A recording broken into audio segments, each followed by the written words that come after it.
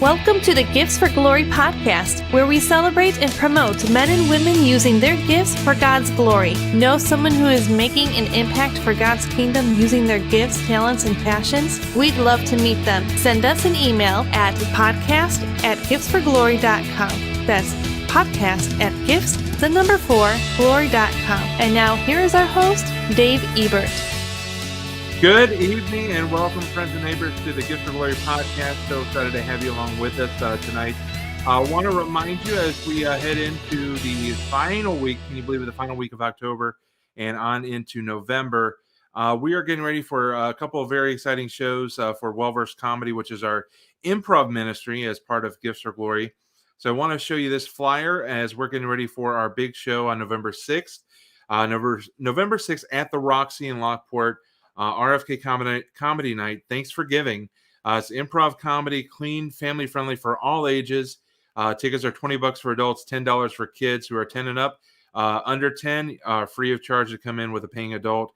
This is for the whole family. We want you to come out, laugh with us, have a good time with us, and also raise money for Royal Family Kids Camp, which is a camp for some amazing kids who are in the foster care system.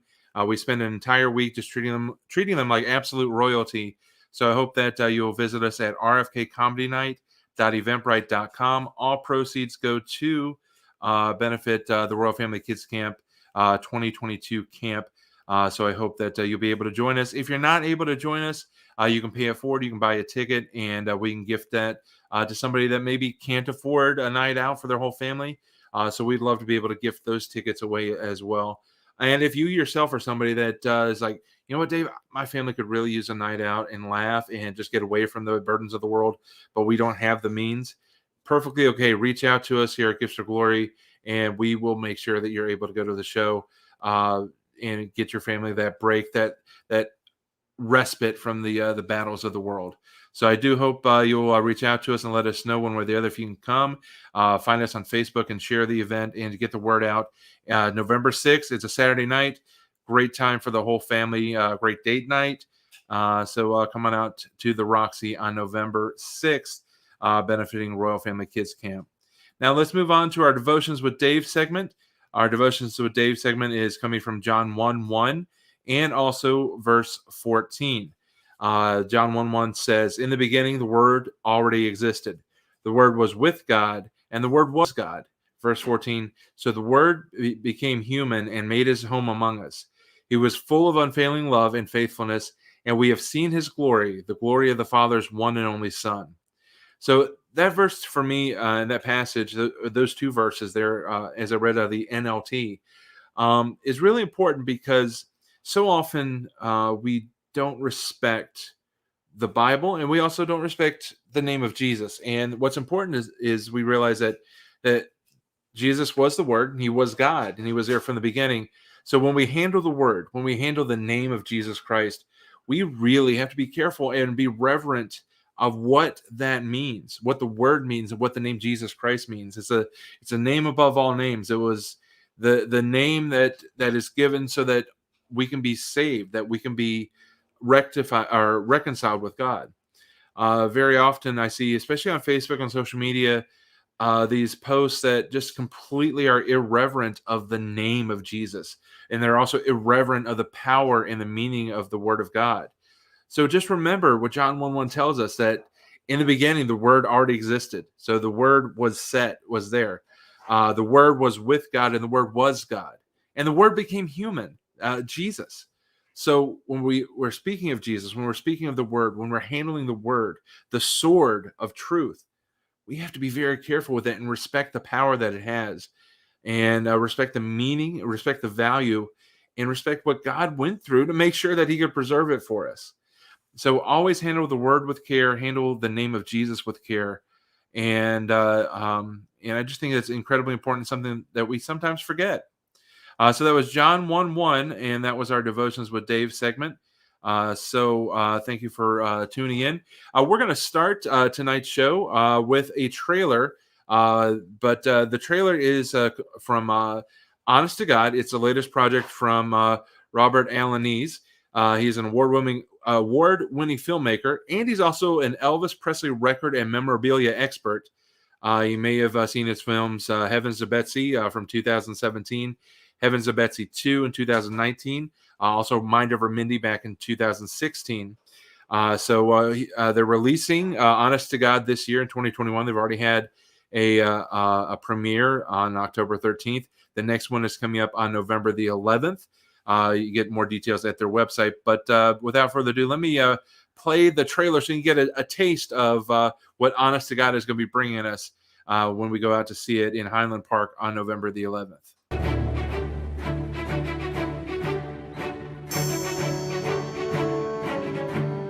Daniel Adams.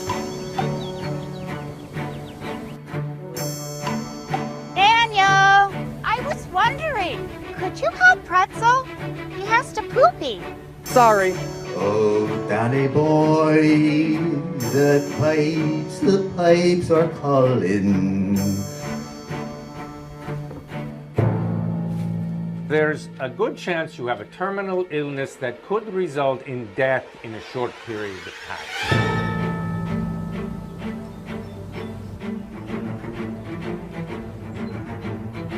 This is kind of like the day before a colonoscopy. You're gonna die?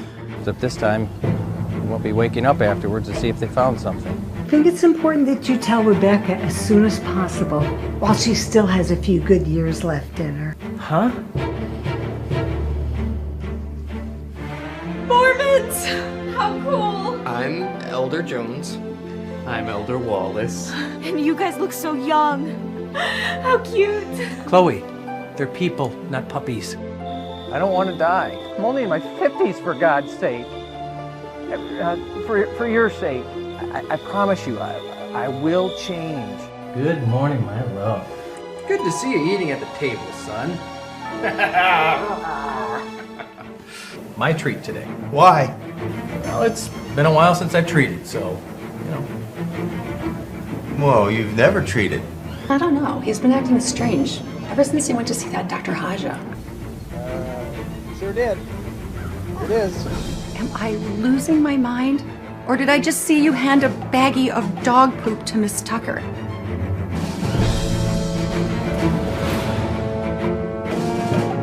Dr. Haja has been under investigation since the closing of his place of practice in Los Angeles last month for allegedly posing as a doctor, seeing patients, diagnosing them with terminal cancer, and then charging them for tests that were never performed.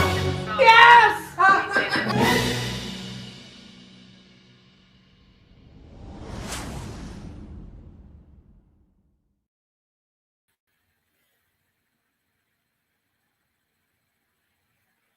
Okay, now that I'm unmuted, the beauty of live broadcasting. So to my, I guess my left. Okay, this was horrible. This is a horrible introduction. I'm sorry, Robert. But Robert Alaniz, welcome to Gifts of Glory. I am sorry that the introduction started so badly, but let's get to the interview. Welcome to the show. Well, thank you for having me, Dave. I appreciate it. Absolutely. We're glad to have you. And I'm so glad that you reached out. You mentioned that you've seen our previous interview with Mimi Sagadan, who's a phenomenal actress. Yes. And so you wanted to come on. And I was excited to get the message because I've seen Heavens to Betsy 1 and 2 on PureFlix. And I think it's been on other streaming services from time to time over the last few years. And really looking forward to seeing all of Honest to God. So I guess the first question is, how did you get into filmmaking, and what is kind of your inspiration for doing filmmaking?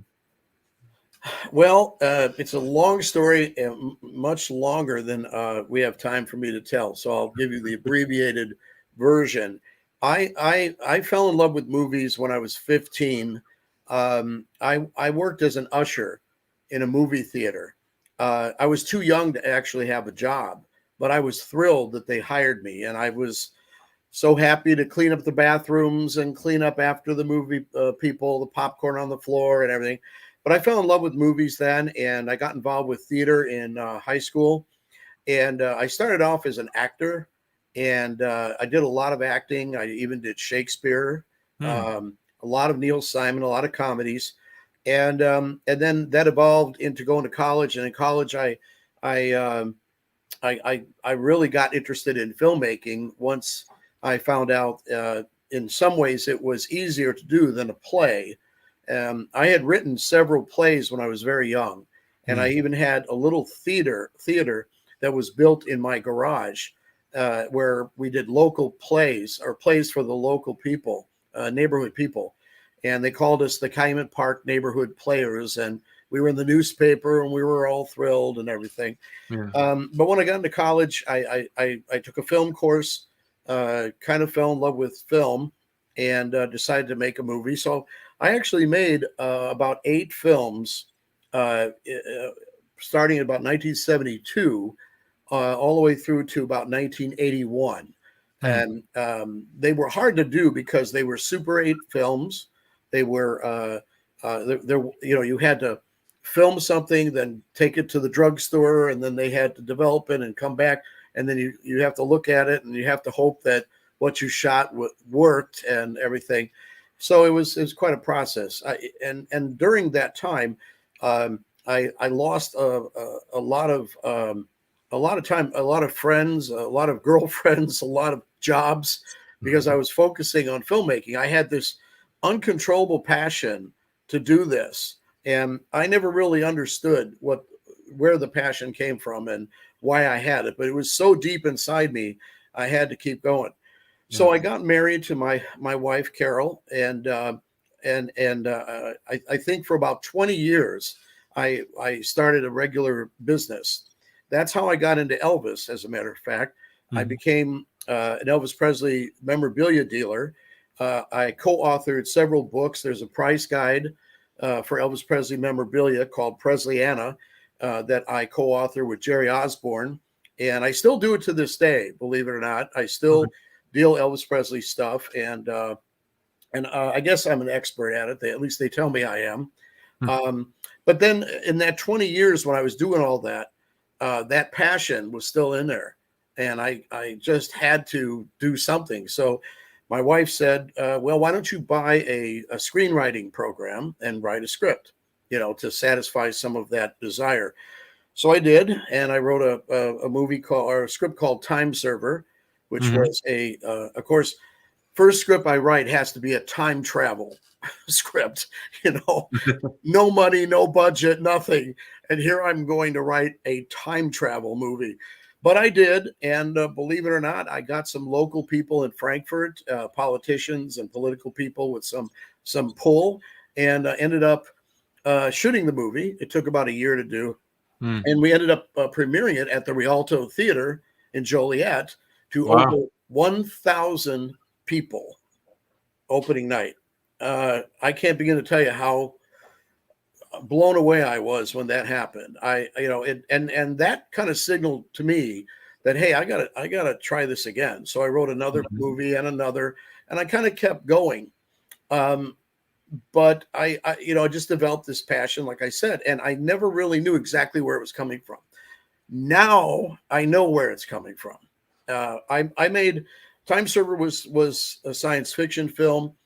Barrymore's Dream was a Hitchcock kind of psycho type movie. I did a movie called Bitter Blue, which is now available on Amazon Prime as Angels in Our Midst. Okay. At the time I wrote that, I didn't realize I had written a faith-based movie.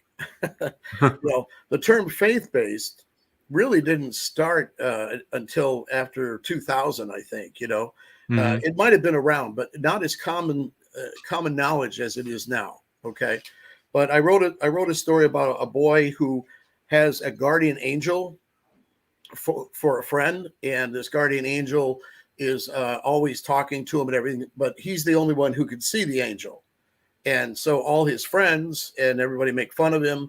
They think he's mentally ill, and the story kind of goes on. I don't want to ruin it, but if anybody wants to watch it, it's on Amazon Prime, called Angels in Our Midst.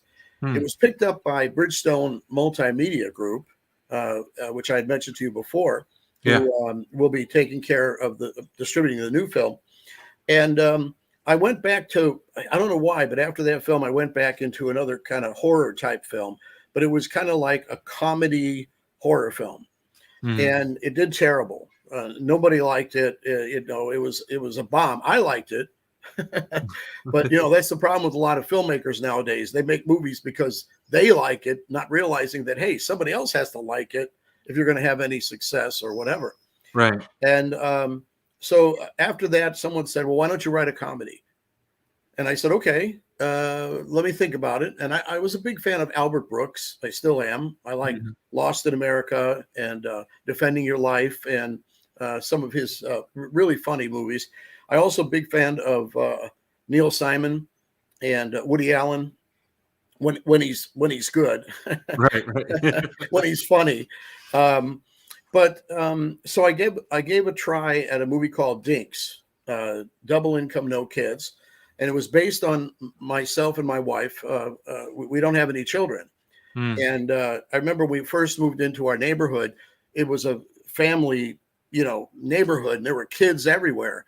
And we just didn't fit in. I mean, we would go to parties and stuff, and we had nothing to talk about. Everybody else is talking about their kids, and so and so just walked for the first time, and so is in college, or so and so, and we just sat there and have no idea what to talk about. So I thought there was humor in that somewhere, and so I wrote a comedy about a couple that don't have kids and move into this neighborhood, etc. And what happened was around that time, I have to say, I think God reached out to me, or the Holy Spirit touched on me in some way, because I all of a sudden was writing. I was writing a scene, and all of a sudden I brought God into it, and it was very awkward, because when people saw the movie, they see this scene and they go, what's that scene doing in there? Why is that scene in there? But I wanted to talk about people, not couples who don't have children, and how it would look in the eyes of God. So I wrote this one scene, and then after that I decided to do another comedy, and it was called You Don't Say, and it's about political correctness. And boy, this film, wow! I mean, I made it back in 2000, I don't know, 10 or 12, but it goes on. The movie is about a woman who is in a corporation, and she's climbing the corporate ladder, and she does it because she doesn't say what she really thinks, and she knows that if she does, she's going to get reprimanded for it, and she's not going to have success. Gee, does that sound a little familiar?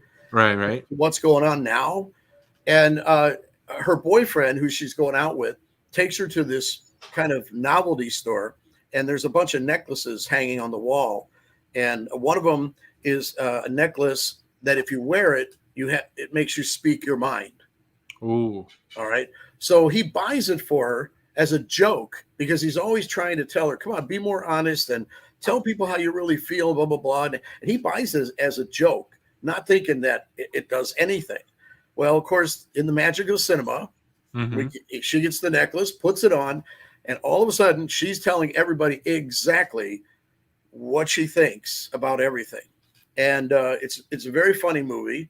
I like it quite a bit. It was the first movie I did with Larry Thomas, who is the soup Nazi from Seinfeld. He has a small role, but a very funny role in that movie. And I think after that movie, that led to Mind Over Mindy, which is my tribute to Woody Allen, about a middle-aged man who had a girlfriend in college that he was madly in love with. She was very beautiful. He wasn't that good looking, but she was beautiful. She dumps him, and he is traumatized for like the rest of his life. And every relationship he has with women just completely fall apart because he keeps seeing her in his dreams. And then, of course, through the magic again of movies, one night he's in bed with her, talking to her, and he wakes up the next morning and she's still there. So she kind of walks out of his dreams and into his car. No, wait a minute. That's a Billy Ocean song. Wait a minute. No, sorry. But you get the idea. She comes out of his mind, and it makes for a lot of humor and comedy, because the main character is getting married, and now he has to explain to his fiance what an 18-year-old girl who admires everything he does is doing living in his house. Okay. She's from 1989. He's from 2015. And it's a very funny movie. And I'm very happy we just got it out on DVD recently. It was the only film I hadn't done. So now I come to another part, and I hope I'm not boring you here. No, absolutely. I love the story. But this is where God really reached out. With Mind Over Mindy, I had a lot of really bad experiences. At one point, we thought we had $5 million to make Mind Over Mindy, and it was going to be a Warner Brothers film. And this is what happens when you listen to all the wrong people and don't do your research. So I have nobody to blame but myself for falling for a lot of lies and a lot of deception. And but I did learn a lot about Hollywood. I learned a lot about lies and deception. Not that all of Hollywood's like that. I'm not saying they all are, but it's a different world. It's a world that you can't really trust. Right. A lot of people. Everybody's trying to get on top of everybody else. It's just a terrible. It's terrible when you're a filmmaker and you have this passion in you, and you want to do something in big, and you'd like to be able to even make some money and make a living by it, or whatever. So after Mindy was over, I had my wife and I were very, very upset because Mindy didn't go the way we wanted. We didn't get the $5 million. Things did not work out very well. We did finish the movie. It is a good movie, but it was a lot of pain and suffering to get to it. Sure. And I remember my wife saying to me, I don't understand why God would put this passion back in you and lead you down this road or down this path, okay, and not reward you. Why isn't God coming through? Now, if this sounds familiar, this is the plot to Betsy, Heavens to Betsy. And it gave me this idea immediately, because I remember saying to my wife, maybe God doesn't want us in Hollywood. Maybe that's not the plan. Maybe he has a different plan for us, and maybe I'm doing this for a whole different reason. So I got this, the Holy Spirit entered. I got this tremendous idea about a woman who's a book author who gets promised this big deal. It falls flat. She blames God for it, but God gives it to her. So magically, again, through the magic of cinema, all of a sudden Betsy's inside the church. As you know, you've seen the movie, right? And she's upset with God. She's looking up at the at the cross, and she walks out, and all of a sudden she's wearing a mink coat.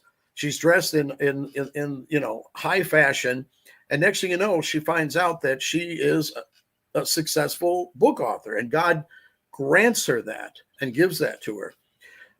So it was a wonderful thing for me. It was a very uplifting spiritual thing for me, because it gave me the direction I needed to realize what I'm doing. God wants me to make films or to write, but he wants me to do it for him.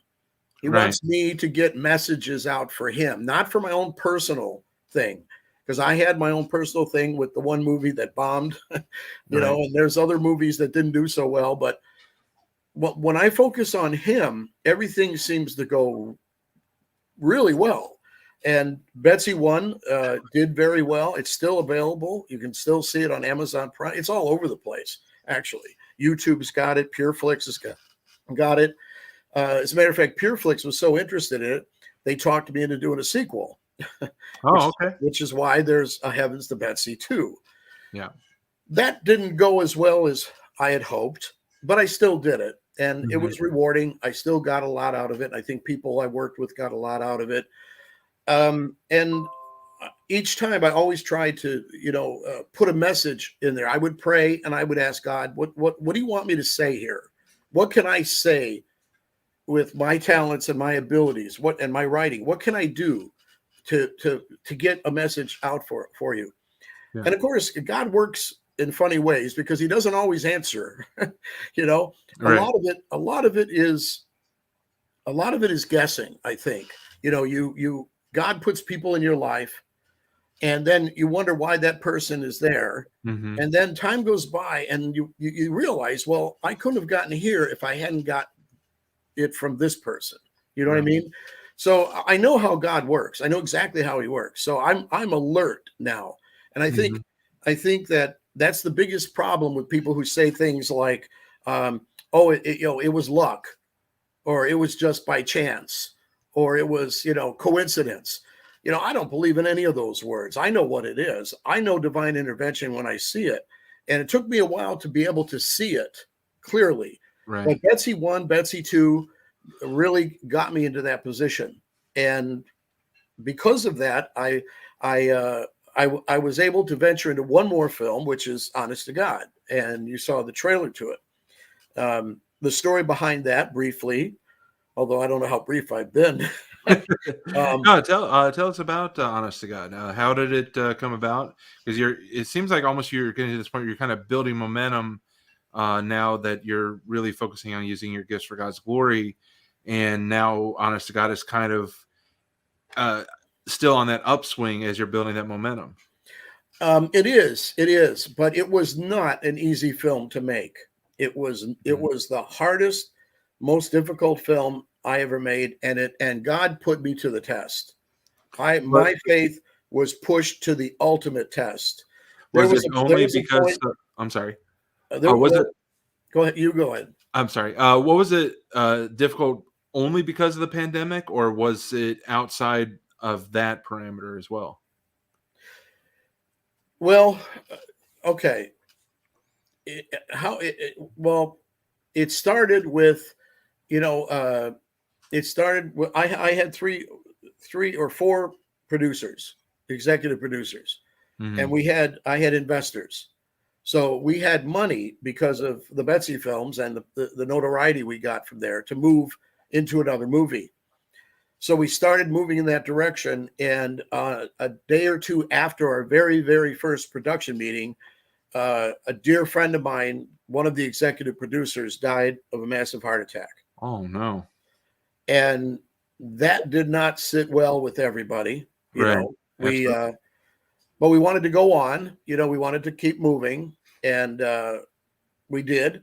Then a month later, another executive producer had a heart attack and was put in the hospital. He died. He survived, but again, he got put in the hospital. Oh, wow.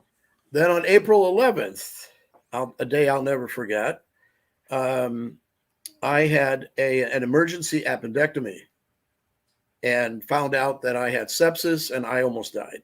Oh, wow. So the pandemic paled in comparison to those three big, huge obstacles starting things off right away. Yeah. But yes, the pandemic did make matters worse. When we decided we were going to keep going, it did make it worse. And we basically did a lot of Zoom rehearsals. We didn't meet each other. I mean, we hardly saw each other in person because of the limitations of the groups of people. Right. And in July of 2020, I canceled the movie. I just said it was over because everything had gone so wrong, and I was very upset. Again, that thing, God, why'd you bring me down this path, only to fail? But I didn't realize at the time that it wasn't about failure. It was about strength. It was about, okay, I wanted to do this movie for God, and I did. And I made it very clear in the first meeting that this was going to be for him and for his glory. And that's why we're doing this movie. I didn't care about myself. I didn't. I said, I'll put my talents in. I'll write it. I'll direct it. I'll produce it. But you guys, it's up to you to do the acting and do everything else. And we have to do this all for the right reason. Right. And in order for it to work. So like I said, in July, around the time I gave up, our lead actress, Polly Cassidy Doyle, who graciously let us use her home, which you saw in the trailer, for the Addams Family home, said, "Hey, come on over to my house and let's film some outdoor stuff." So I did. And another week went by, and she said, "Oh, why don't you come back and let's film a little more?" And I went back, filmed a little more with an actress, Diane Klonitis, and it just kept going. So I said to God, I said, "Look, you're in control now. I'm just going to follow your lead. If this movie is going to happen, you're going to make it happen. I'm just following. I'm just doing what you want." And here we sit with a finished film. It's kind of, he had to kind of leave the breadcrumbs, and he had kind of lead you there to the water before you drank. But that's also the test of faith of like, okay, God, I'm going to take this step. You gotta put the ground underneath my foot if I'm going to land this step. So you know what, Dave? It's funny you said that, because at the very first meeting we had, before we said any word, this is when Ron, the producer who passed away, was still alive. We were all together. I brought in my laptop and I showed a scene from Indiana Jones and the Last Crusade. And the part where he gets to the walkway and he looks down and it's a complete drop to nowhere. And he has to have a leap of faith in order to cross. And so I remember showing this to the cast and the crew, and I said, "This is what we have in front of us. We have this impossible looking thing because the money was not big. I mean, we did have limitations, but through our faith, we're going to put our faith in God and we're going to get across. And I remember that's how we started the meeting. Wow. Very cool. That's really awesome here. So quick, what like if we were in an elevator, what is the synopsis of the film for people that want to come out on November 11th? Oh, okay. Okay. Well, it's a story of Daniel Adams. He's a successful insurance salesman who has a nice family, has a wife and a son and daughter who are millennials.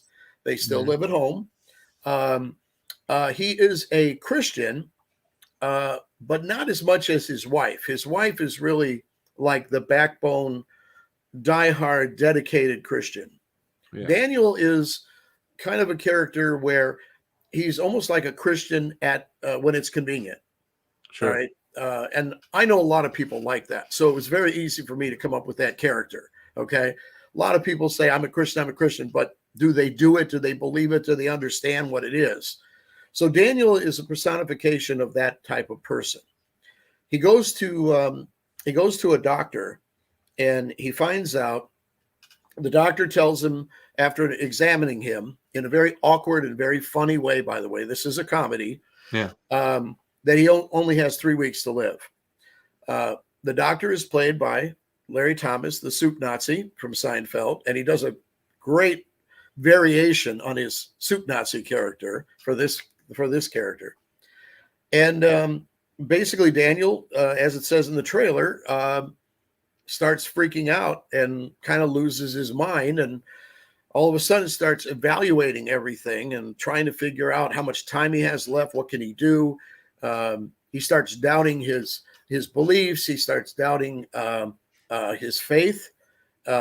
He starts exploring other religions to see if there's something they know that he doesn't know. And maybe there's something, that's why you see the scene with the Mormons. Yeah. Where some Mormons come to the door and he invites them in and he sits there and he tries to analyze, so what's the difference between a Christian and a Mormon, and do you guys have a special backstage pass or something that gets you into heaven? It's a comedy. Remember, it's humorous. But he then finds out, as you can see in the trailer, that the doctor is a con man and he's not real. So he makes all these promises to God before he finds that out. I got ahead of myself, but before he finds that out, in a total act of desperation, he prays to God and says, I'm going to be a man of God. I'm going to be, I'm going to be a better Christian. I'm going to be a better person, blah, blah, blah. And then he starts making these changes that you can see in the movie, and until he finds out that he's not going to die. And then all of a sudden, things don't work out. He starts slipping back into the way he was, and in some cases, worse than he was. So that's kind of the storyline. But it is funny. It is a comedy, but it is about death. And, talk about creepy. I mean, death followed me through this whole movie, including my own, almost my own death. But, and the catchphrase for the movie is, death isn't supposed to be this funny. So, but that's what it's about. Nice. And for me, just hearing the synopsis, it's almost like you're answering the question of what if God had gone ahead and taken the thorn from Paul's flesh? Would he have remained as humble and as pursuant to God had he not had that constant reminder? So it's kind of a way to explore that idea of, if you had everything that you needed, would you still pursue God? Right. Or do you only seek him when you're about to lose it all? So I think that's a cool question that we need to all ask ourselves.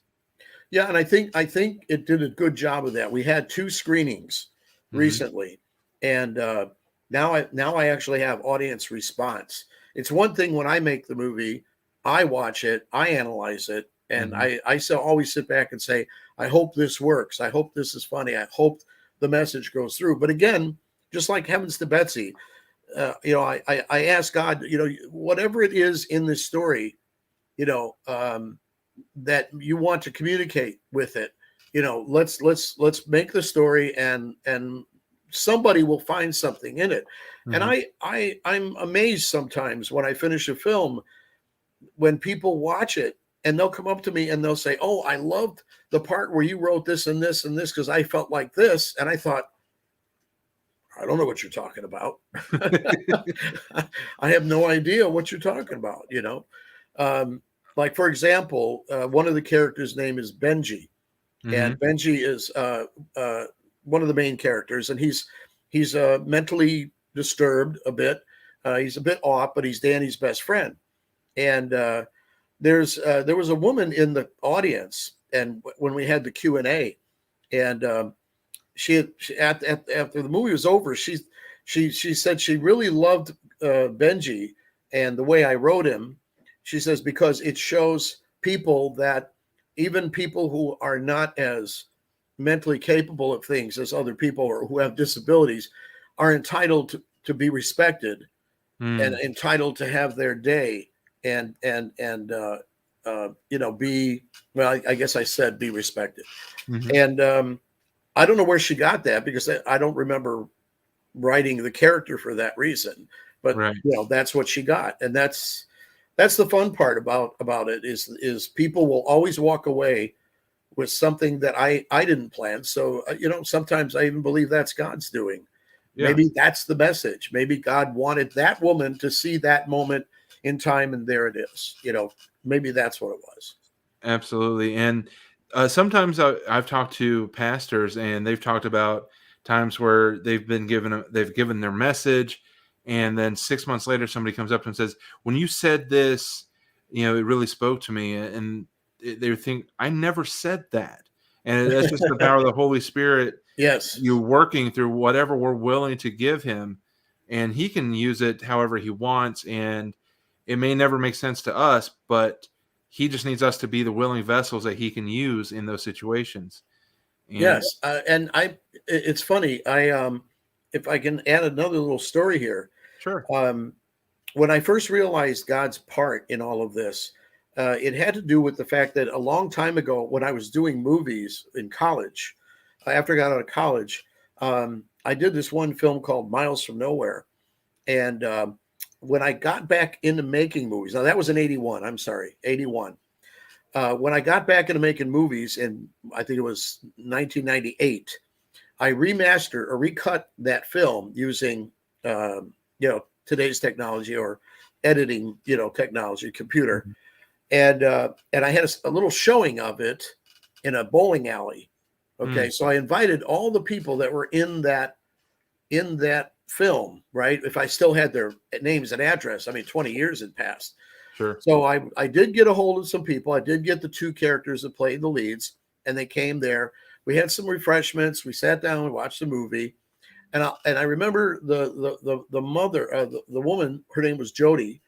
I remember she was there with a little girl, and I you know, she introduced, "Oh, this is my daughter." I said, "Oh," I said, "Hello." And, you know, and I said, "And who's, you know, is your husband here or whatever?" And then she told me that it was the guy who had taken pictures in the movie. So they had met on the set. Okay. Now, when I was driving home that night, I remember saying to my wife, I said, you know, it just dawned on me that, you know, I'm trying to think, why does God why do I have this passion, and why do I keep doing this? What is the end result? What can come of it? Even though the movie went nowhere, it's terrible, it looks awful, this and that. This little girl was born because her mother met her father doing my stupid little movie. So at that moment in time, I think that's when I thought, this has got to be it. There's got to be a connection. There has to be something, because my passion, yeah, I enjoyed making the movie. I had a great time. It was an ego thing, of course, but this little thing happened because of it, and I had no control over that. So maybe those two people were meant to meet, and they would never have met had God not put the passion in me to make that film. And for someone like with me, with the podcast, with my comedy troupe, sometimes it gets very discouraging to think that maybe this is only for one. one person, or like in your case, the birth of one girl that can go on and change other lives. Sometimes it feels discouraging, but then you realize, wow, it means that much to God for us to have these moments so that we can be part of something special that maybe we didn't even see coming. And it doesn't have to be money, Dave. Right. You know, I mean, when I got back into making the movies, I kept thinking Hollywood. I kept thinking a yacht, you know, move to California, have a swimming pool. I mean, I had all of the, you know, the dreams of success, but it you know, that's not how God works. No. I mean, if there's success involved, it's involved because maybe it's supposed to be. But you can't say, look, I'm gonna like honest to God, if the movie does really well, and let's say that Bridgestone decides they want to do something with the theatrical, and let's say all of a sudden I get a check for $500,000. I mean, wow, yeah, that would be wonderful, but I'm not expecting it. That's not why I did the movie. I did the movie for God. Whatever He wants the results to be is what it will be. Plus, you're based in Illinois, so a $500,000 check ends up being like $20,000 after taxes. I see the comedian coming out. Okay, but very true. Yeah. Yes. So, one of the things that I want to do is transition into what's actually my favorite segment of the show is finding out your story. You know, diving in to your testimony. That's the biggest part of this show. And so I just want to ask you, did you grow up in a Christian home, or how did you come to find Jesus in your life and make that personal relationship? Well, Dave, that could be a movie within itself. I might want to write that movie one of these days. Go for it. I grew up in a Protestant family. My father was Catholic, but he passed away when I was very young. My mother then joined a Protestant church, and you know, we went to church whether we wanted to or not as kids.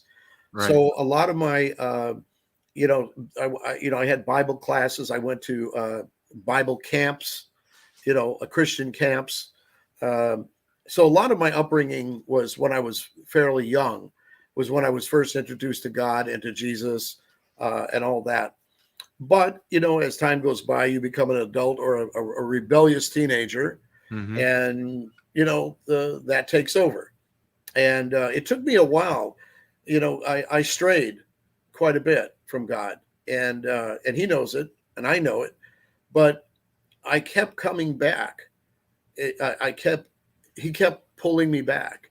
And I wanted to go back. I always wanted to go back. I didn't like where everything was in my life. And, you know, even to this day, I feel good with God.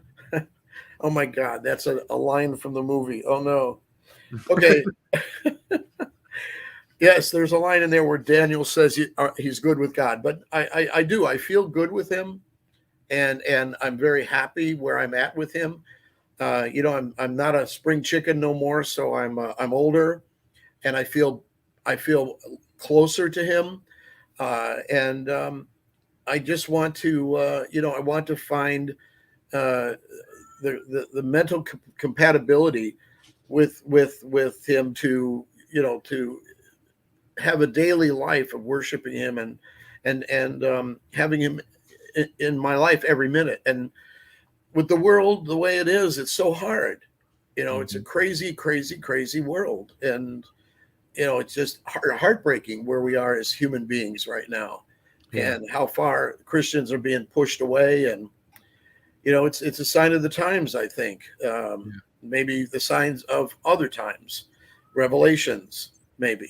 But anyway, I think that answers the question. Yeah, absolutely. What is kind of the biggest challenge since you've become a Christian? Because was there ever a time where you felt like, you know, maybe there was a bullseye on your back, or has it been relatively smooth sailing since making that decision? You know what the thing about it was, Dave? I think I've been a Christian a long time. Mm-hmm. You know, I came to Jesus when I was in school, or I'm sorry, when I was a teenager, and I accepted Christ. I went through the entire process in a church. Going. I am 90% sure I was baptized.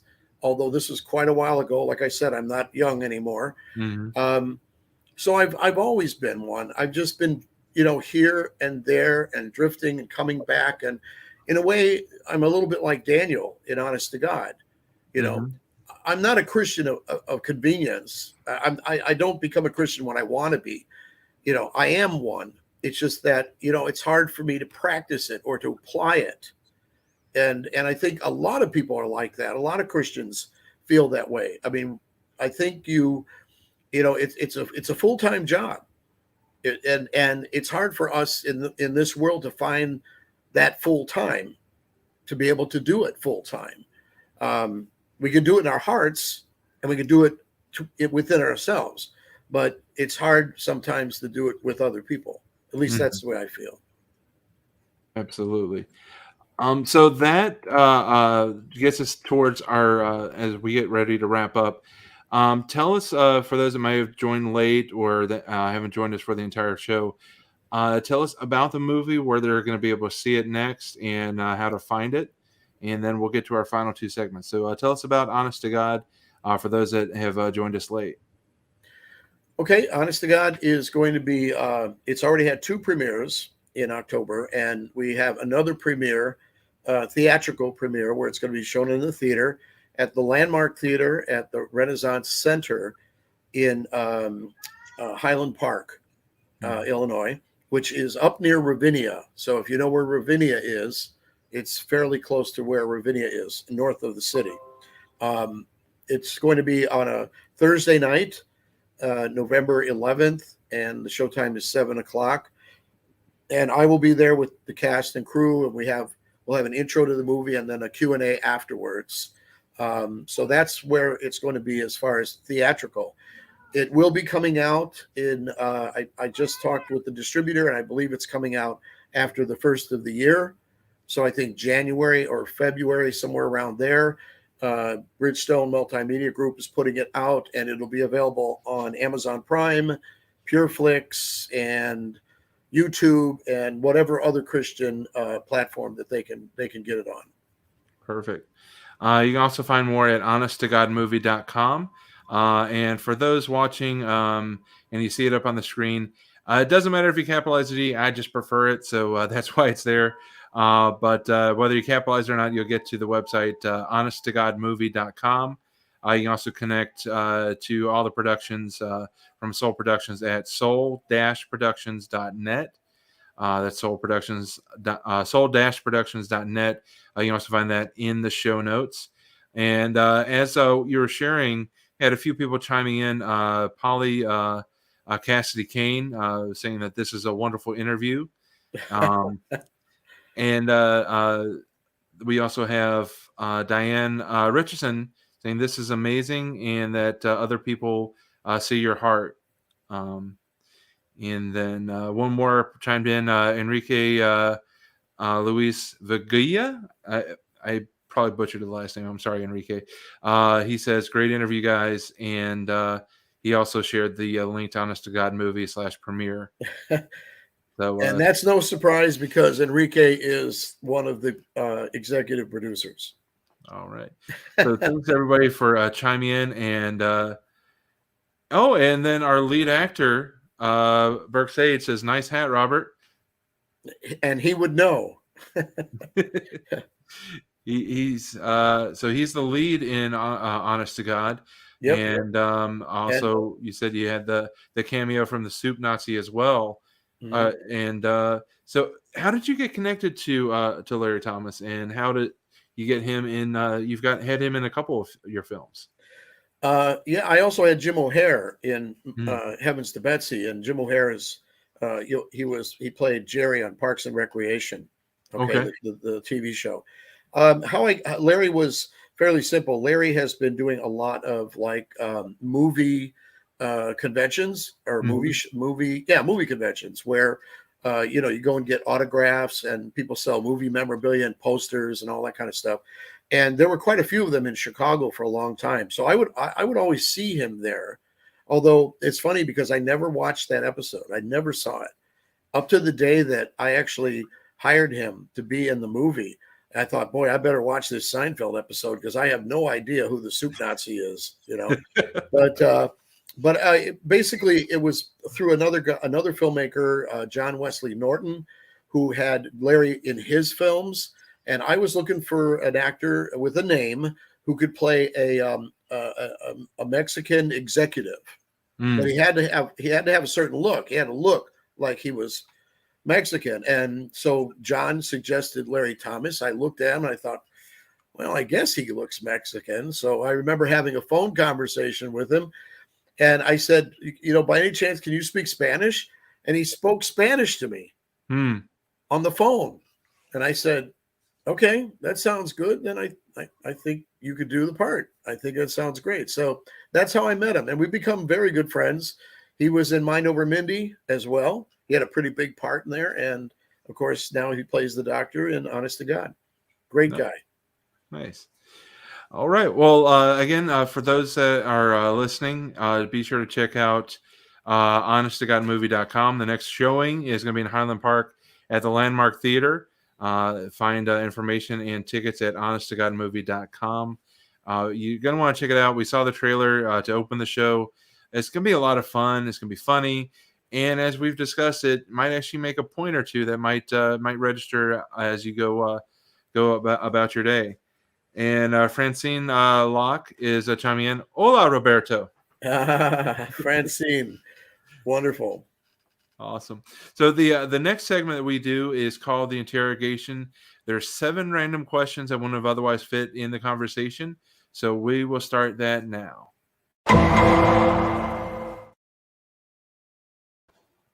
So first question, what are your hobbies? What do you do other than filmmaking and trying on cool hats? I collect Elvis Presley records. That's pretty much it. I collect Elvis. Okay. And I don't know what else to say, but he's my man. He's my hobby, and that's what I do. All right. The follow-up question to that will be number 2. What is the coolest piece of Elvis memorabilia you own or have seen in person? Oh, wow. Well, I'm going to really impress you, so get ready for this.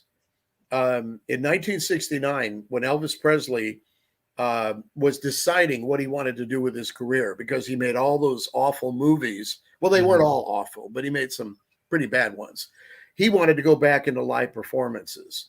So the Colonel set up an arrangement for him to open the International Hotel in Las Vegas in 1969. He was supposed to open it on July 29th, okay, but didn't open it on July 29th because the Colonel said that he'd rather have some other performer go in case something goes wrong, because it's a brand new theater and, anything could go wrong, lights, electricity, all this other stuff. So what he did was he gave that night to Barbra Streisand instead. But the piece of memorabilia I got was I actually owned for a while. I sold it. I owned the contract that Elvis Presley is seen signing in outside the construction of the hotel. It's a very famous picture of him standing with Alan Schufe and another manager or somebody when they were building the International Hotel. And Elvis is standing there with a pen, and you see him signing a contract. Well, I had that contract. Wow. And I sold it. Cool. Very cool. That's interesting. It's a very interesting piece of memorabilia you never think about people getting. You think that it's locked away in some lawyer's office, but it was locked. Really, it was locked away in a bar. It was in a bar. I went to a bar with my brother to watch the Chicago Bulls when they were winning championships, and the bartender or the guy who owned it, the place, I knew him, and he came up to me. He says, "Hey, you want to see something really cool?" Sure. So I went in his office, and he opens up this drawer, and he pulls out this contract with that Elvis signed for the International Hotel. So wow, you never know where you're going to find that stuff. Wow. Awesome. All right. Question number 3. Other than Jesus, which is too obvious, from who in the Bible have you learned the most? Wow. That's tough. That's tough. And it could be learn positive or learn what not to do. So either one. I'd have to say, first I would say Matthew. Mm-hmm. I would think, and then John. Okay.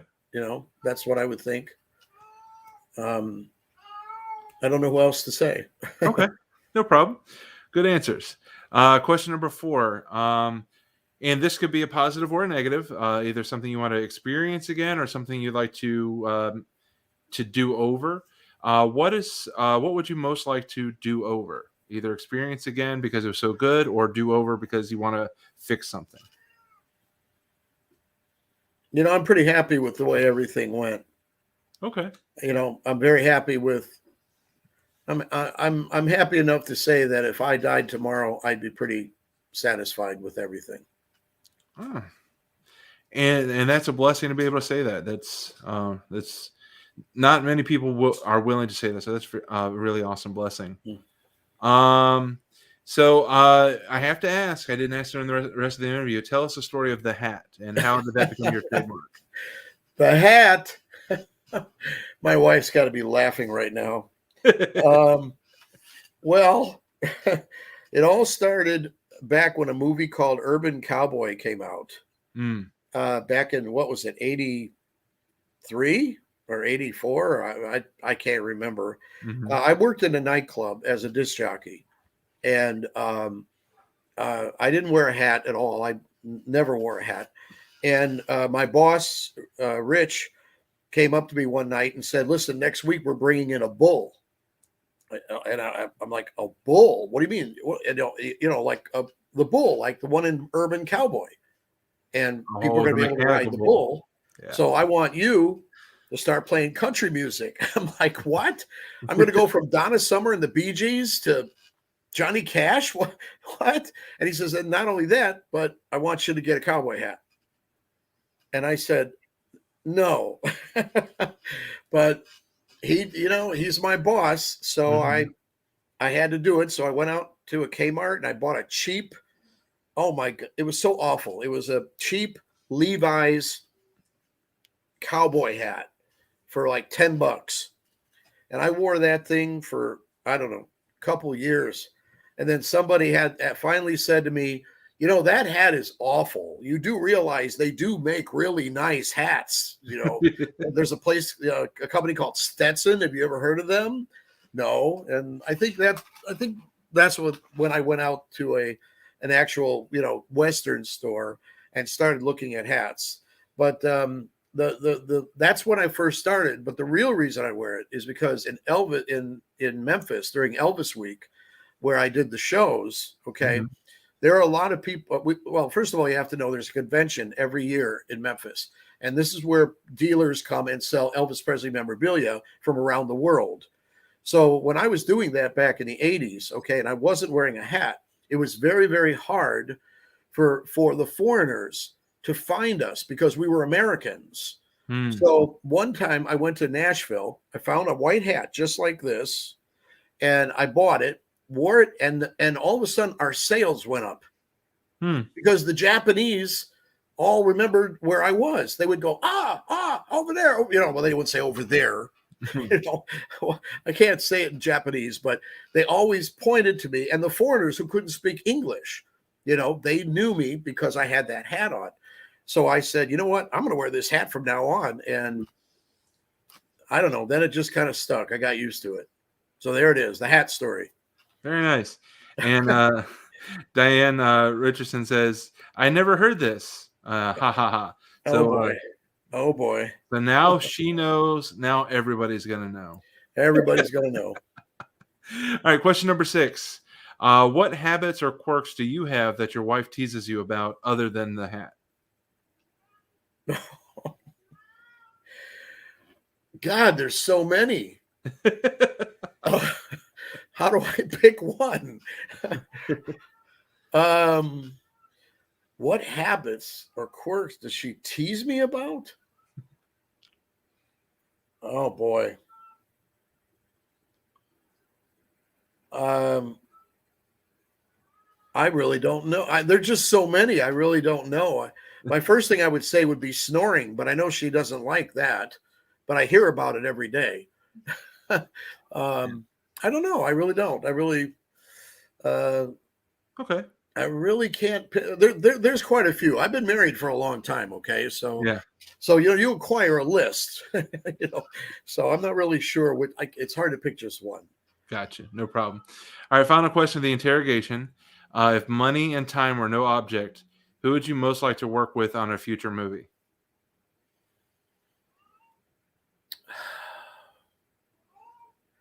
Does it have to be an actor? No. Whoever you'd like to work with. M. Night Shyamalan. I would love to work with him. Probably he's the writer-director, and I'm a writer-director too. So I don't know how I'd be able to work with him. But M. Night Shyamalan would be somebody I think behind the camera that I'd want to work with. And in front of the camera, Francine Locke. Yeah. Absolutely. Of course. Francine Locke in a full movie all the way through. She's the star, of course. And the fact that money is no object in this hypothetical, she's really going to enjoy that. Oh, I'm sure she will. Yeah. She says, great answer. I know. I knew she'd say that. All right. So that finalizes the interrogation. So the final question I always ask is for anyone that's watching or listening, they want to step up, use their gifts, their talents, or passions for God's glory. What would your wise counsel be? I would say first, I think a person has to be totally confident and comfortable with what God's gift is to them. What is it that he gave you? And no matter how awkward it is, no matter how crazy it sounds, like making ice cream or, cooking or cleaning. I mean, there's just so many things that God blesses people with and gives them passions for and makes them good at, whether they know it or not. I would say once you can identify that gift, then I think the next job is to find a place to share it. Good word. Good word. So, Robert Alaniz, I keep that in my mind. Alaniz. There you go. You've done great, Dave. I'm very proud of you. Thank you. I just want to say thank you again for being on and sharing your story, as well as telling us all about Honest to God, which the next screening is happening November 11th, Thursday night, Highland Park at the Landmark Theater. You can find out more information at honesttogodmovie.com or follow the movie page on Facebook at HTG The Movie. So that's at HTG The Movie. For Honest to God, which Bridgestone Media is bringing out early release next year. But this is a great chance to see it in theaters, see something that you can bring the whole family to and enjoy together. And we're really looking forward to seeing this movie and future movies from Soul Productions. For our listeners and our viewers, we have a couple of exciting things coming up. I want to remind you about the Improv Comedy Night brought to you by Gifts for Glory. RFK Comedy Night benefiting Royal Family Kids Camp at the Roxy Theater November 6th at 7:30 p.m. Tickets at rfkcomedynight.eventbrite.com, rfkcomedynight.eventbrite.com. And then next week, our guest on the Gifts for Glory podcast will be Jennifer O'Brien of the Jennifer O'Brien Show. She's a comedian and improviser, and we've had her sister on the show back in January of 2021. So now we get the other sister, Jennifer O'Brien, next week right here on Gifts for Glory. So we have a couple more comments coming in from from our viewers. Polly Cassidy Kane saying, "I have really enjoyed every minute of this interview. Thank you both." So Polly, thank you so much for joining us, and hopefully we'll see you at the theater to see Honest to God if you're heading out there on November the 11th.